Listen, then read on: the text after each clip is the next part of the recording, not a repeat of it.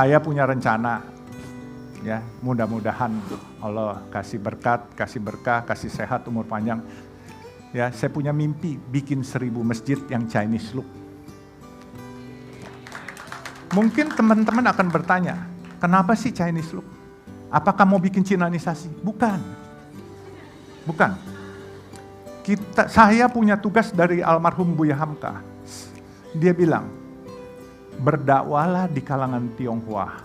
Ajak Allah saudara-saudara Tionghoamu kembali ke agama leluhurnya, yaitu Islam. Saya kaget waktu itu. Saya bilang, kok Islam? Iya, zaman komunis agama semua diberangus.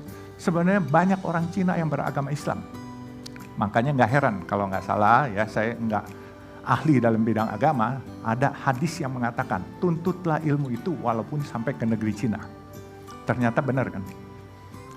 Nabi Muhammad sudah tahu bahwa Cina akan menjadi besar. Amerika yang berani lawan sekarang Trump itu Cina. Rusia aja belum tentu berani ngelawan. Cuman Cina yang berani ngelawan. Makanya saya bilang, saya buka masjid untuk menyebarkan syiar Islam, mengharumkan nama Islam. Ya, saya mungkin tugasnya mengharumkan nama Islam karena saya tidak pandai berdakwah, jadi itu tugas saya. Nah, nasi kuning adalah bagian mengharumkan nama Islam. Kalau kita lihat nasi kuning ini, saya selalu program saya, ini sebenarnya program sejak saya jadi Muslim. Saya seorang Tionghoa, saya umur 21, saya jadi Muslim, jadi mualaf, dan lumayan, udah 41 tahun mualaf. Kalau teman-teman bilang udah bukan mualaf lagi, tapi ya saya masih berasa saya mungkin dipanggil mualaf juga nggak apa-apa, ya kan. Nah, nasi kuning ini adalah bagian sedekah saya sebenarnya. Saya umur 60, saya panggil staf saya bilang saya kasih uang 10 juta.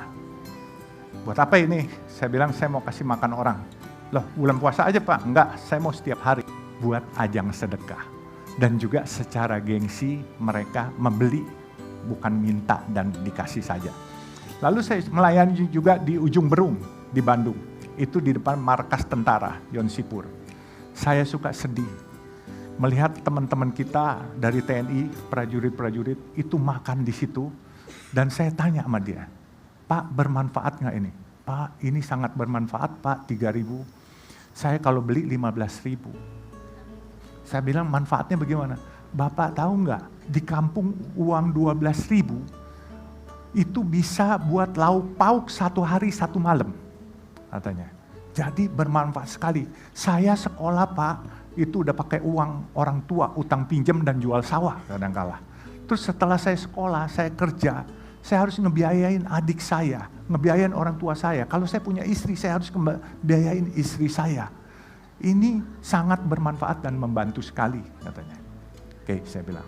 Terus saya bilang kepada teman-teman juga, makanan yang kita sediakan, kita jual 3.000, nggak boleh kita masak sendiri, atau kita bawa catering dari luar. Saya selalu tekankan, berdayakan warung-warung setempat.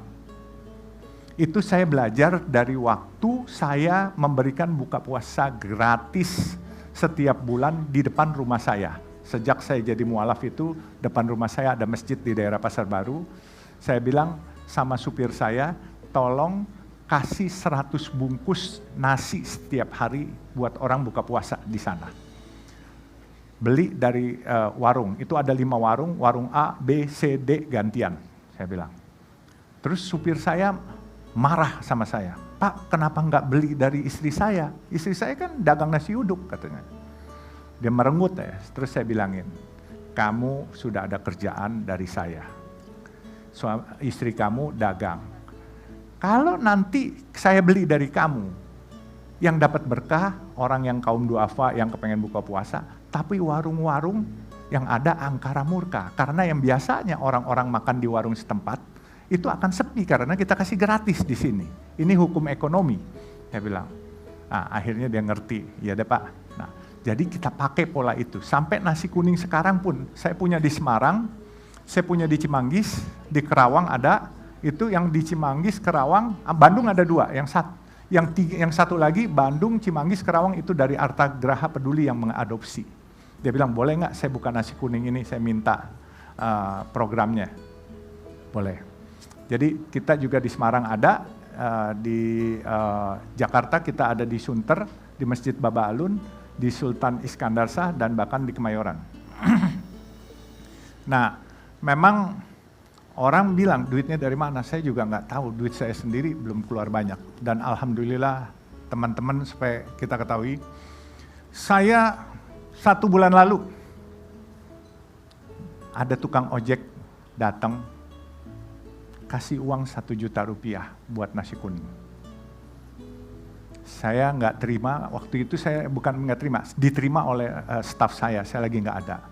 Ditanya, kenapa nyumbang ini? Oh, saya pernah waktu nggak punya uang, saya ikut makan di sini, sekarang saya ada rezeki. Padahal kalau lihat tukang ojeknya, kacamatanya aja pecah-pecah kacanya. Dia harusnya bisa beli kacamatanya, tapi dia mau ikut nyumbang. Oke, saya bilang diterima dan diucapkan terima kasih. Jadi ada saudara-saudara dari teman-teman Nasrani datang makan, naik mobil Mercy. Staf saya sudah sempat seuzon, orang naik Mercy makan. Saya bilang jangan marah, nggak apa-apa. Dia bayar 3.000 terima, nggak bayar juga terima. Kenapa begitu? Saya bilang pahala kebaikan dia kalau dia nggak bayar, dia bayar 3.000 itu buat kita, nggak ada masalah kok. Akhirnya yang udah seuzon, tahu-tahu ibu-ibu dari kaum Nasrani itu memberi bungkusan di amplop, kita buka. 50 ribuan 1 gepok. Saya panggil, ibu maaf ini duit ibu kebanyakan. Kenapa? Dia nanya saya, yang membuat saya terenyuh. Karena saya Nasrani, nggak boleh ya? Oh bukan begitu, saya cuma bilang ini uang ibu kebanyakan. Nggak punya agama apapun juga boleh bu makan di sini. Mau nyumbang juga boleh, nggak nyumbang juga boleh, saya bilang gitu. Dia bilang, saya minta proposal boleh nggak sama nomor rekening, saya mau ini. Bu maaf, ini sedekah pribadi, nggak bikin proposal dan nggak punya nomor rekening. Kalau ibu mau berbagi, silakan datang aja. Nah akhirnya dari teman polisi Jakarta Utara setiap Senin kirim 1 juta, Kamis kirim 1 juta. Teman-teman marinir dari Kodamar di Kelapa Gading setiap Selasa kirimin 30 bungkus nasi kuning dan Jumat kirimin juga nasi kuning.